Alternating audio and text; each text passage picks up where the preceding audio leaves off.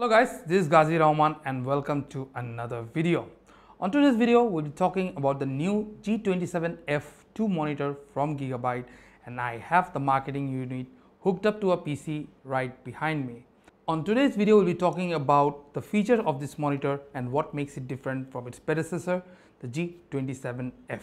And before we dive into the details, let's look at the unboxing video for this monitor.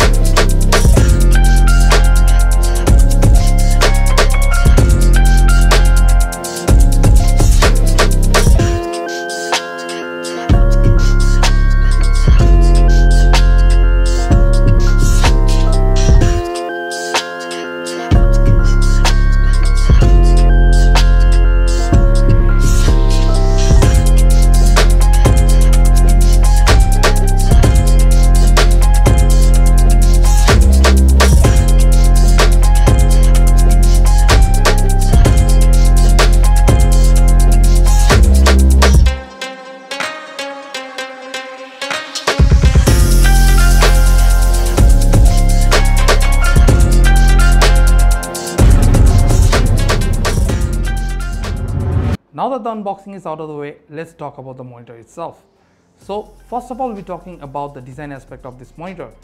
Visually, this monitor still looks the same as the G27F with minor deviation from here and there. The name of the logo on the side has been changed from G27F to G27F2. Other than that, the Gigabyte logo on the top of the monitor remains in the same place.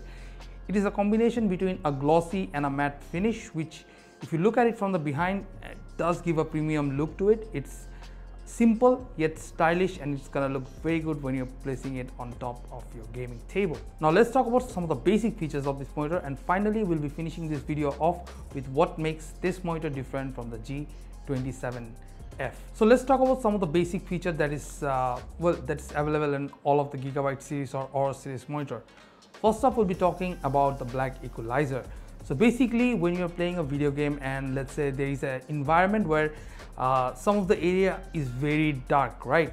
So let's say you want to increase brightness on those areas, but what happens is, if you're using any other monitor other than the Gigabyte monitor, so what happens is if you crank up the brightness, basically the illuminated spaces, the spaces where there are light, those tend to get overexposed and the image is burnt. But with the help of black equalizer, what happens is when you're cranking up the black equalizer, only the space where it's dark, those places gets illuminated, and the places where there's already a light source, those places remains the same. Well, the black equalizer feature is very helpful when you're playing AAA title games. So basically, if you are playing games like let's say Last of Us, the one that's running behind me, where there are a lot of dark spots, because the game is set up in a dystopian world, so there are not many light sources. When you're playing a mission scenario when it's a night time, there are many dark spaces from where the creepers or the zombies in this game pop out of. So basically, if you don't want to get a heart attack and if you want to add a little bit of illumination to those dark spots, this black equalizer feature is going to be very helpful for you guys. Another important feature to talk about is the OSD sidekick that comes with this monitor. So basically, if you hook this monitor up with your PC with the SS USB cable that's available with the monitor itself, so if you hook it up with your PC, so you can use the OSD sidekick software to control your monitor. You can change all the settings directly from that software itself. You do not need to use the button behind the monitor to painstakingly change each and every setting. You can easily use your keyboard and mouse and slide those bars to calibrate your monitor to your desired setting. So this is a very helpful feature. So the next feature is kind of controversial because the feature itself called aim assist, and people might think it helps you with your aim and stuff, but it's basically not.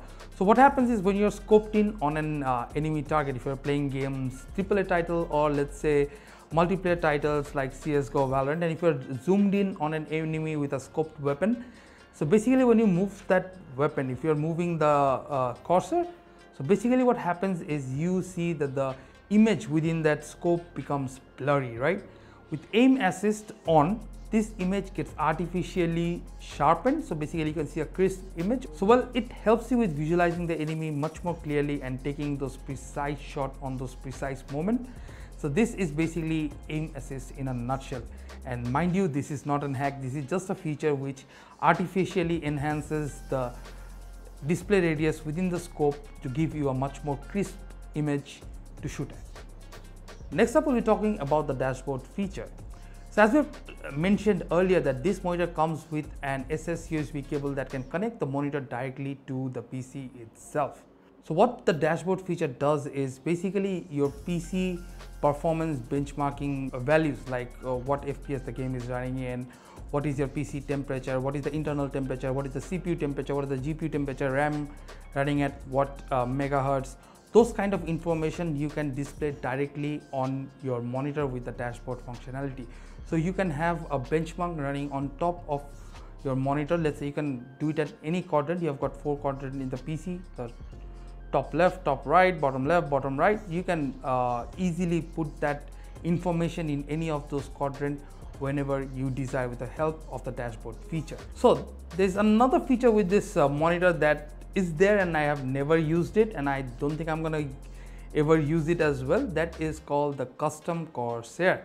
So basically what you can do is, with the help of the OSD Sidekick software, you can put up a custom Corsair on your monitor, and that's gonna be there floating on top of the monitor all the time. So you can use it in game as well, but I've personally found the calibration to be a kind of little bit off, and it's not always as accurate as the Corsair you get within the game itself. So I would suggest, if you are let's say a multiplayer gamer, or if you play CSGO or Valorant, do not use that.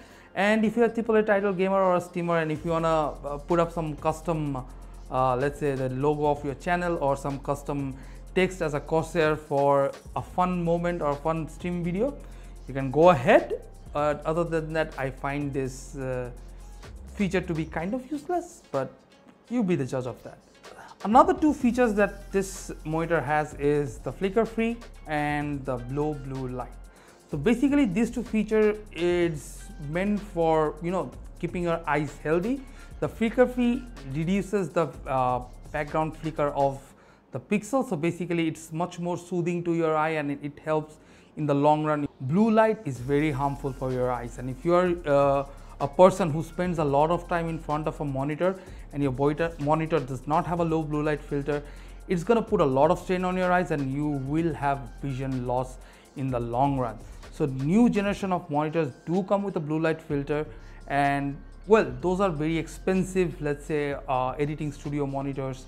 But this monitor, even being a gaming monitor, this monitor does come with that low blue light filter feature with it, because we do not use our monitor just for gaming. Like if you have a monitor, if you're playing games, I know when you're playing games, using a low blue light filter is very bad, because it's gonna degrade the quality of the picture that you're looking. That immersiveness is gonna go away.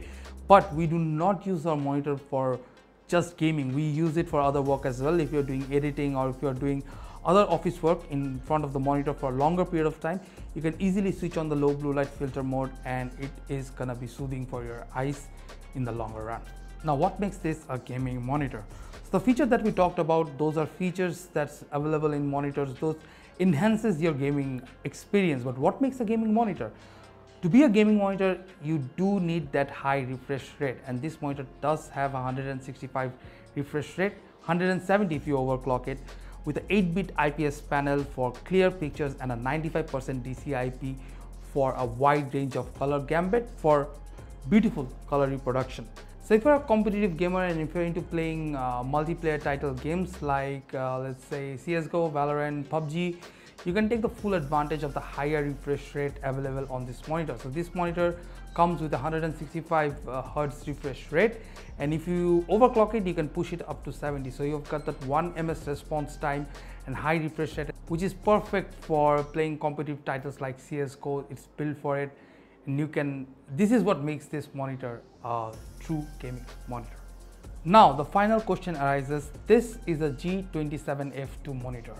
So there was a previous version called G27F, and what makes this monitor different from its predecessor? So design wise, both of the monitor are same. The G27F and the G27F2 looks the same. What is different is in the panel. The G27F came with a 1080p 8-bit 144Hz panel. The G27F2 comes with a 1080p 8-bit but 165Hz panel, which you can overclock to 170 Hz. So another feature is the FreeSync. So both of this monitor does have FreeSync. The G27F does have the FreeSync feature, which comes on the adaptive sync ecosystem, and the G27F2 has an upgraded version of that, the FreeSync premium feature. So basically both of the feature does help with the adaptive sync. With the G27F being latest panel, it does come with a much more features added with the premium tagline as well.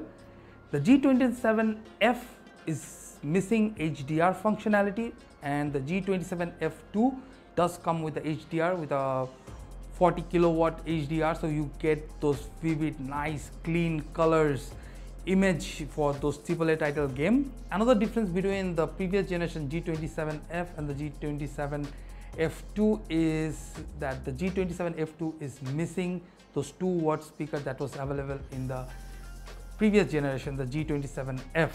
Those speakers were there, and if you are a user who wanted to use the speaker for listening to some content, if you didn't want to spend some money on a speaker, that was okay, that was there and you could use it. But the new generation, since they wanted to keep that premium feel going on for this monitor, they have chosen to exclude those speakers on this one, the G27F2. Well, as we have already seen that the G27F2 does come with some upgrade from its previous generation, especially in the field of the monitor refresh rate. The previous generation was a 144Hz 8-bit monitor with a 95% DCI-P color gambit, and the new generation is a 165 watt, which can overclock to 170 Hz. Same 8-bit IPS panel with a 95% DCI-P color gambit range, which can be used for multiple purposes. If you're a video editor, you can make use of that high color gambit. If you are a gamer, you can use that high refresh rate to your advantage when you are playing competitive games. And if you are a avid gamer like me who likes to focus more on AAA titles to get those glorious, beautiful visuals, environment details from AAA title games, you can use the HDR functionality that's been added to the new G27F2 monitor. So this was a review for the G27F2 gaming monitor from Gigabyte. If you like this video, you know what to do. Please leave a like and do subscribe to our channel as well to stay updated on contents coming soon. So this is me, Ghazi Rahman, signing off. I'm gonna see you on the next one.